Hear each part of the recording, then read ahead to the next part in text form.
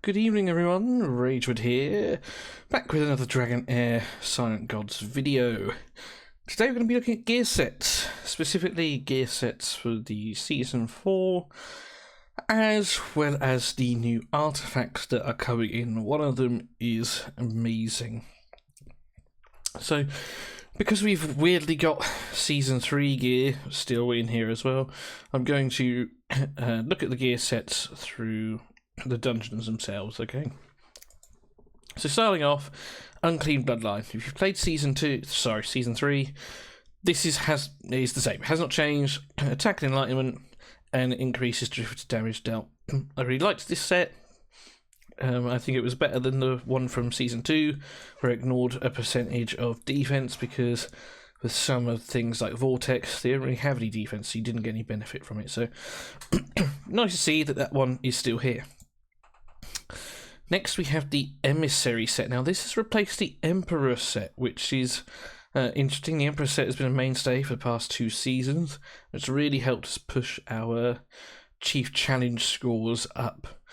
So that's gone, and it's now replaced with this Emissary set. So get the attack and the skill haste. The 3-piece, when you release an ultimate skill, you gain a 4% damage bonus up to 5 stacks. So it's a 20% damage bonus in total. There's no duration on this. So in a prolonged fight, like Chief Challenge, like Vortex, you're going to get this up pretty quick, and it's going to remain. So just a flat 20% damage bonus. I do like this. I think this is going to be... it's hard to say. At a glance, I feel like this is going to be probably the best set overall. The attack speed set will obviously be better for people like Dauntless and Shadow Heroes. But I do like this set. I haven't done enough testing yet, but this is certainly one of my favourites, and I think, you know, it has the potential to be the strongest. The reason why I say potential is because of this one just here, the sort of the Undead set, Shade of Death. Now this gives us attack and crit rate, so it's replacing aerial bombardment or something, I think it was called. And when dealing a crit hit, 10% of the crit damage difference between the hero and the enemy will be converted into damage up to 20%. This doesn't work on the test server, so I'm unable to check, essentially, to see whether this is better or worse than Emissary. However, if, let's say you have 200% crit damage and the person you're fighting has 0, you're going to get this 20% damage up. That, to me, reads the same as a 20% damage bonus, but there's no calculations going on involved here. It's just you get it when you release 5 ultimates. Now this, let's say you've got this weird kind of calculation going on in PvP. You don't know what the other person's going to have crit damage wise, so it might not be 20%, could be 1. So it's tough. It's a hard one. Obviously, we love the crit rate it gives us, and this is even when you do a critical hit. If you don't, for whatever reason, and you don't get this bonus, so that's why I'm leaning towards Emissary being the best one this season. And yeah, that's enough rambling on about that. Dominator chest, love this set. Attack speed and attack percent, love it. Gain 50% attack speed, just straight up. That's amazing. Dauntless says he's going to have a field day. Shadow's going to love this too. And I've even run this on Orfena. I've talked about her a lot in my videos. Really love that hero. I use this on her as well. So, you know, it's pretty good. And whenever a basic attack triggers a critical hit, the current damage dealt is increased by 10%. I don't know the timers on this. I haven't done enough testing to figure it out.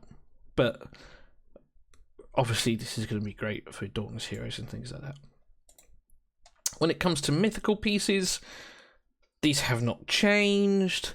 So obviously the Carnage gloves increase damage to people underneath defense down. The Chaos Symbiosis or Finalities Admission. You gain just 35% increase, but you get 50% reduced recharge speed penalty. So again, against Shadow heroes, this is going to be fine on Ice Blast heroes as well, because they do their damage from battle skills, not their ultimate. And as long as they've got enough ice crystals, they'll just keep churning it out. So if you've got a Shinner and a Bell Down and Girthin, these will work great for you. The Death Record and Winding Flesh, these are the arena ones. And then we've got the Energy Harvester. I don't know anyone who uses this. Maybe someone who has Hourglass on. Yeah. They're right. Moving on then, let's go over to our dungeons page and jump into the curse. Pow. All the dungeons have changed as well this season. I will go over it again in another video. Lots of videos to do here.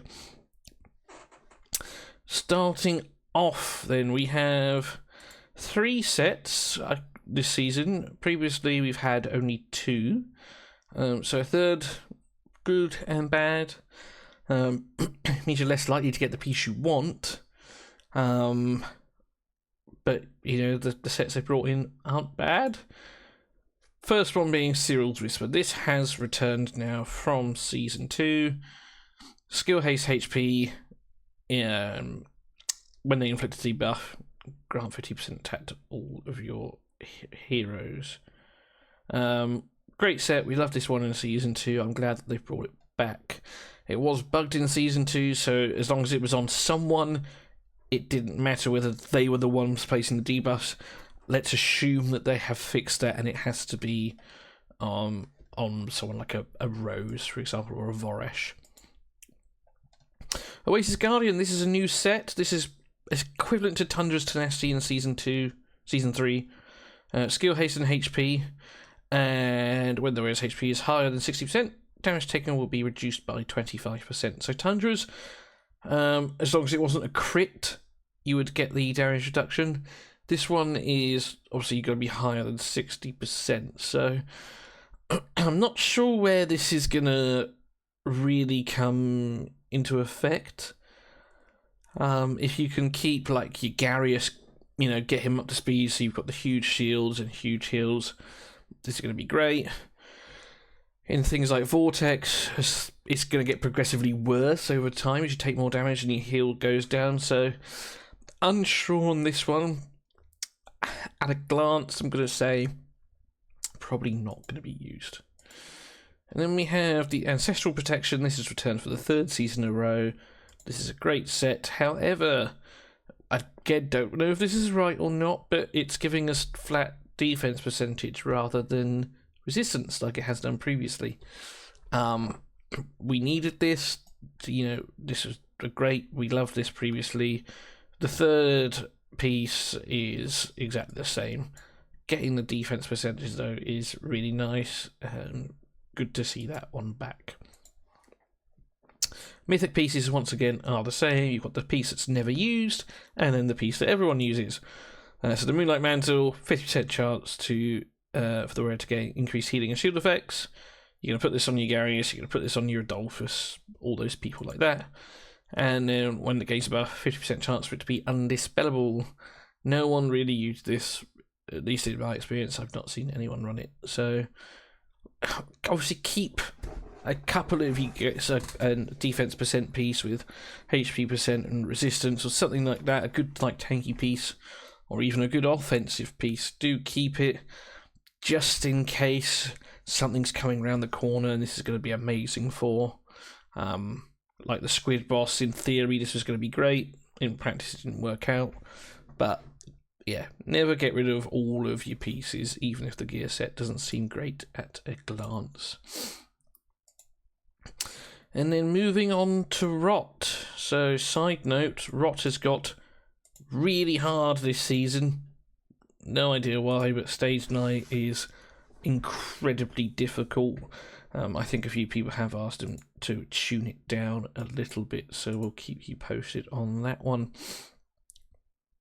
3 pieces again. We'll start with the new one. This is the intertidal set. Gives us accuracy and resistance, and when the wearer deals damage, there is a 75% chance to inflict silence for 6 seconds. This can only take effect every 8 seconds. So, when the wearer takes damage, does this include basic attacks? You would assume so, in which case, high percentage chance it's going to happen with someone like a Shagra ult, things like that. Would you put this on them? No, just using this as an example. Silence for, it's good because it stops battle skills as well as ultimates. But I don't know, it doesn't stop recharge speed. I don't know how useful this is going to be. I like the idea that they've gone with, even if you take PvP out of it and you just look at PvE, good. However, they have brought back the Holy Hunter set, the stun set as we all know it. And I think people are just going to use this more. I really do. I'd like to be wrong. Don't get me wrong, I'm never against being wrong.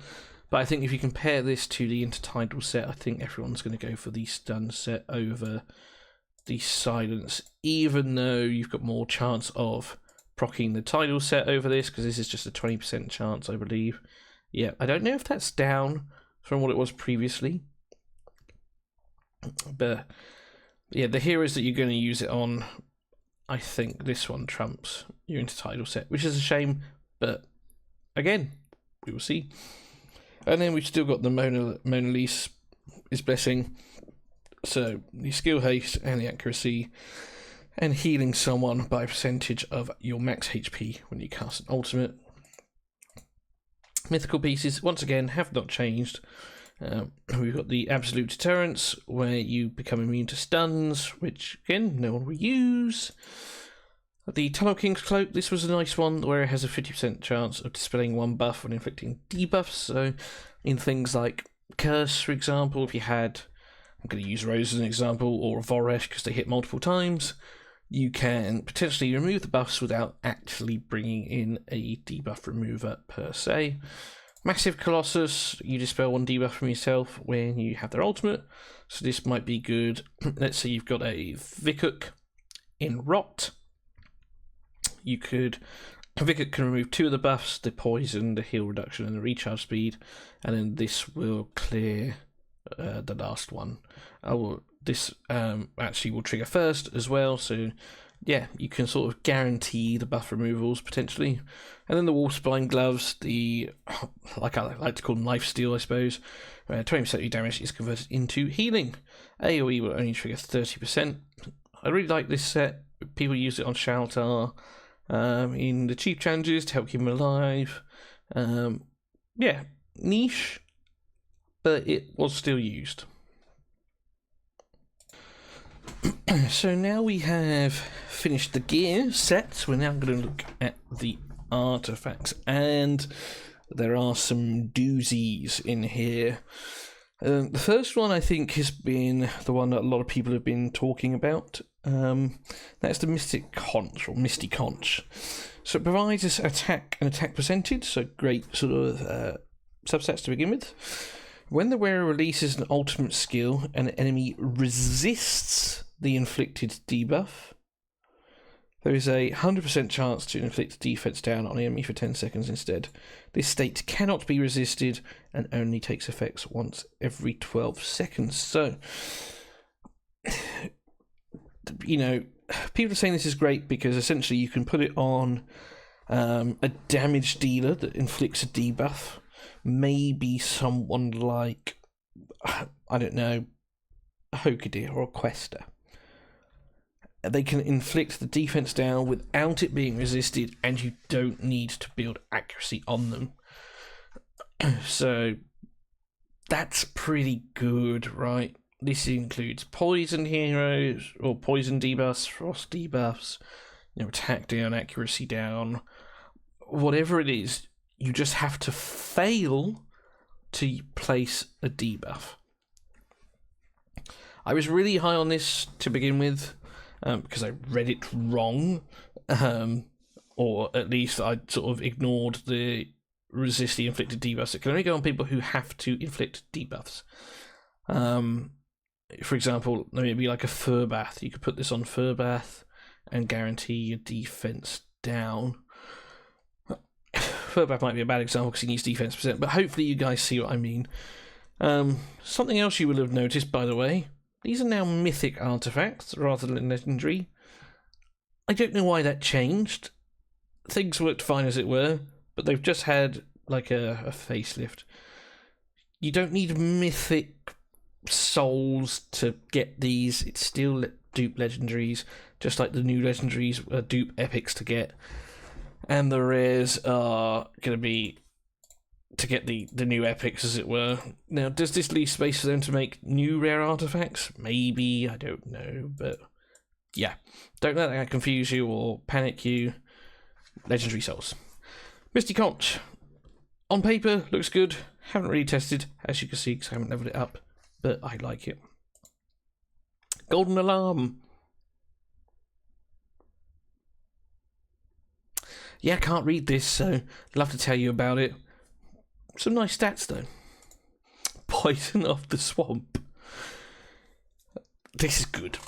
This is really good. When the wearer receives healing, additionally gains 10% crit rate and 15% crit damage for 15 seconds, up to 3 stacks. If you stood next to Fur Bath, it's going to tick pretty quickly. You receive a heal over time, a hot. This is going to trigger. This artifact, I think, is going to be really good this season. You can even put it on someone like a Girthin, for example. Girthin only needs 80% crit rate generally. You gain 3 stacks of 10.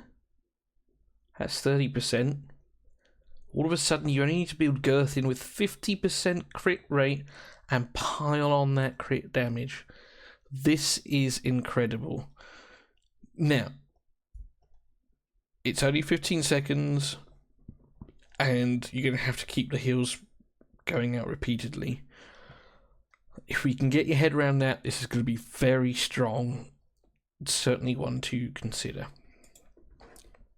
Pact with the Devil. Really like this one too. Crit rate. Love crit rate. When the wearer releases non-AoE ultimate skill, the damage dealt is increased by 10%. So, on like a Beldel, Girthin was an example we just used there. You're just getting a flat 10% damage increase. Thumbs up. When you release it again on the same enemy, the damage is increased by 20%. Again, thumbs up. Love that. Boss fights, chief challenges, vortex, that kind of thing. And then there's a 100% chance to place Underspell or healing reduction. This bit I don't get, but do we not get it because we don't fully understand, for example, the Shetius fight that's going to come at the end of Season 4? This might come in clutch. Again, definitely, I'd say these 3 would be the ones to purchase from Season 4 at a glance. I like this one for your single target hitters and things like that. It gains crit rate as well. Punisher's Whip. This looks a lot like Calavera's thing she has in her hands. Just sick looking. Another attack percent. You'll notice that all of these so far have been sort of offensive orientated. Something to note. When you attack a wearer with a shield or an enemy with a shield, damage dealt to the shield is increased by 50%. When removing the shield through damage, the wearer deals an additional 500% physical damage to the enemy. So this is going to be great in Ice Domain. It's going to be good in Curse, potentially Arena 2. Outside of that, though, niche. Again, looks good on paper. Probably not the first one you're going to purchase. Yeah. Lost Pearl of the Desert. Accuracy. We like artifacts with accuracy. We need it in quite a few areas. The rare recharges their ultimate energy by 25% every time they release their ultimate skill. This is good. We really like this. However, when the effect is triggered again, the ultimate energy obtained through this effect will be reduced by 5% down to 5. So you're always going to get the 5% increase. So on a 20-second cooldown, you're always going to get a second. But it increasingly goes down. So in prolonged fights, this isn't going to be as good. If you want to go for sort of quick runs in Venom, for example, with a Vorish, this could be good. Again, something I need to test. I'm going to need to summon a load more dice so I can get the ore to refine it. But even still, just 1 second off is nice, but it's not as good as Incense Burner at that point. So, weigh that up. As Sundial of Origin, another accuracy artifact, and it's essentially the same thing we just read about for the battle skill. Alright, so goes up 25% and then reduces down each time you use. So these two the same, but for ultimate and battle skills. Curse of Science. Now this is the last artifact that you can purchase through Imprint Souls. Defense and resistance. As the battle starts, all allies gain 4 stacks of resistance up for 10 sec. Up to 25 resistance. When the wearer releases their ultimate skill, they lose 1 stack of it. So, similar to the other two, I think it's resistance up this time. So you could potentially going to start with 100% resistant, or 100 up, 100 increased resistance going down. Could be good for Ancient Battlefield on the person at the back and just helping the rest of your team reduce debuffs and things like that. But again, only for speed runs. It's only going to be for runs that you really want over quickly. Again, not sure this one's going to be used too heavily. Then these last two are going to be from Famiander and from the Pillar of Trials. Now, the Famiander has changed this year, where we're going to get chest selector boxes instead. So, what does that mean? Not entirely sure. There's chatter that it's going to be you can pick an epic hero from the past if you don't want a current one, or you can pick artifacts as well. You can choose whether you want the tortoise shell, for example, or you can choose whether you want the key or the globe. Unconfirmed because I haven't completed it yet. I haven't got to that point, but these two are available. So this gives us flat defense HP percentage, and when an ally's HP falls below 40%, it heals them by 15% of their max HP. The skill takes effect up to 4, only once every 20 seconds. So, unlike what was the other one that we had? There was another one that we had in a previous season where there was no cap on it. This one, the Dreamland Globe. So you gained recovery over time when you drop below 35%. When you went back up and you dropped back down, you got this again. So this is really good. This they've limited now, I guess because it is just, rather than heal over time, just a flat kind of boof, quick heal. Good. Only takes 4 times.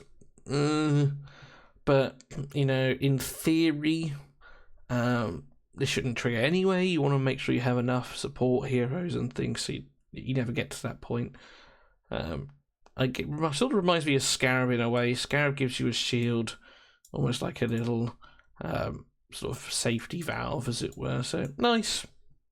Maybe not the best. And then we have the Chest of Radiance.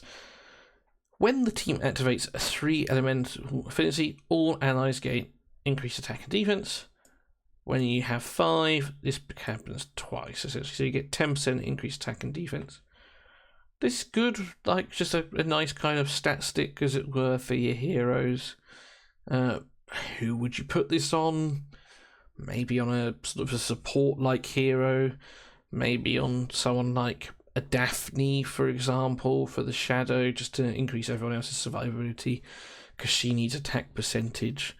We'll use this over Organ, who knows, on a Daphne. Just using it as an example of someone you might put this on. Again, nice. Just nice artifact. Don't hate that. Moving on then, we're going to come down to the new legendary artifacts, which are epics. And this one I've got on the Pacunte is incredible. Everyone should buy this. I cannot stress that enough. I love the fact you can get this with epic imprint soulstones. This is amazing. Now, you've probably already read this in the time that I'm gushing.